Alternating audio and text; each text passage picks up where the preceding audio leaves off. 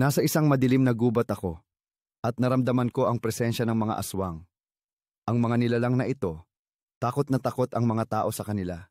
Pero ako, si Mang Kepweng, hindi ako natatakot. Sa aking mga kamay, hawak ko ang aking itim na panggaling, handang ipagtanggol ang mga inosente.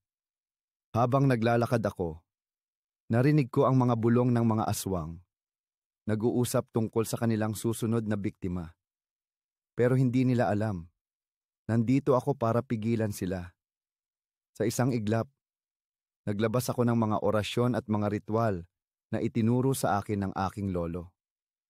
Ang mga aswang, nagalit at nagpakita sa akin.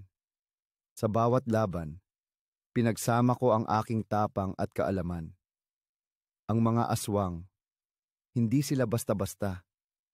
Pero sa bawat hampas ng aking panggaling, unti-unting humihina ang kanilang kapangyarihan. Sa huli, nagtagumpay ako at ang mga tao sa paligid ay nagpasalamat.